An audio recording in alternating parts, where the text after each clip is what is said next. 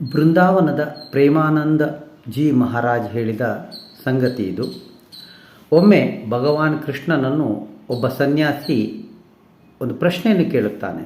ಕೃಷ್ಣ ಪರಮಾತ್ಮ, ನಿನಗೆ ನಮ್ಮಂತಹ ಸನ್ಯಾಸಿ ಹಾಗೂ ಸಂಸಾರಿಗ ಇವರಿಬ್ಬರಲ್ಲಿ ಯಾರು ಹೆಚ್ಚಿನ ಪ್ರಿಯರು? ಕೃಷ್ಣ ಪರಮಾತ್ಮ ನಗುತ್ತಾ ಹೇಳುತ್ತಾನೆ, ನನಗೆ ಸಂಸಾರವನ್ನು ಮಾಡುತ್ತಿರುವ ವ್ಯಕ್ತಿ ಹೆಚ್ಚು ಪ್ರಿಯ.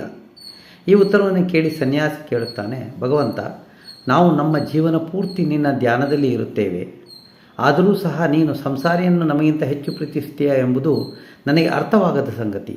ಭಗವಂತ ನಗುತ್ತಾ ಹೇಳುತ್ತಾನೆ, ಈ ನಿನ್ನ ಪ್ರಶ್ನೆಗೆ ಉತ್ತರ ನಂತರ ಹೇಳುತ್ತೇನೆ. ಒಂದು ದೊಡ್ಡ ಪಾತ್ರೆಯ ತುಂಬ ತುಪ್ಪವನ್ನು ತುಂಬಿಸಿಕೊ. ಆ ಪಾತ್ರೆಯನ್ನು ಕೈಯಲ್ಲಿ ಹಿಡಿದುಕೊಂಡು ನನಗೆ ಒಂದು ಪ್ರದಕ್ಷಿಣೆ ಮಾಡು.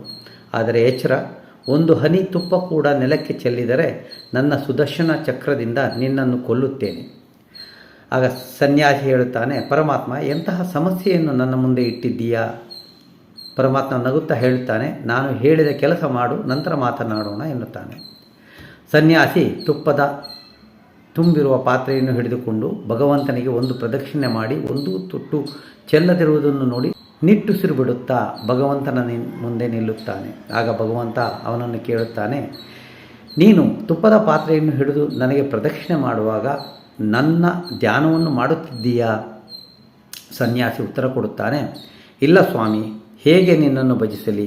ನನ್ನ ಪೂರ್ಣ ಗಮನ ತುಪ್ಪದ ಪಾತ್ರೆಯ ಮೇಲಿತ್ತು. ಆಗ ಭಗವಂತ ನಗುತ್ತಾ ಹೇಳುತ್ತಾನೆ, ನೋಡು, ನೀನು ಒಂದು ಪ್ರದಕ್ಷಿಣೆ ಮಾಡುವಾಗ ಇಷ್ಟು ಗಮನವಿಟ್ಟು ತುಪ್ಪದ ಪಾತ್ರೆಯನ್ನು ನೋಡುವ ಸಮಯದಲ್ಲಿ ನನ್ನನ್ನು ಮರೆತೆಯ. ಆದರೆ ಸಂಸಾರಿಗ ಇಷ್ಟೊಂದು ನೋವುಗಳು, ಸಮಸ್ಯೆಗಳು, ಎಷ್ಟೊಂದು ಸವಾಲುಗಳ ಮಧ್ಯದಲ್ಲಿ ತೆಗೆದುಕೊಂಡು ನನ್ನನ್ನು ಭಜಿಸುತ್ತಾನೆ. ಈ ಕಾರಣಕ್ಕೆ ನನಗೆ ಸಂಸಾರಿಗ ಹೆಚ್ಚು ಪ್ರಿಯ. ಎಷ್ಟು ಚೆನ್ನಾಗಿದೆ ಅಲ್ವಾ ಈ ಕತೆ? ಈ ಒಂದು ವಿಡಿಯೋ ನಿಮಗೆ ಇಷ್ಟವಾಗಿದ್ದಲ್ಲಿ ಇದನ್ನು ನಿಮ್ಮ ಬಳಗದಲ್ಲಿ ಹಂಚಿಕೊಳ್ಳಿ ಮತ್ತು ನನ್ನ ಯೂಟ್ಯೂಬ್ ಚಾನಲನ್ನು ಸಬ್ಸ್ಕ್ರೈಬ್ ಮಾಡಿ, ವಿಡಿಯೋವನ್ನು ಲೈಕ್ ಮಾಡಿ. ನಮಸ್ಕಾರ.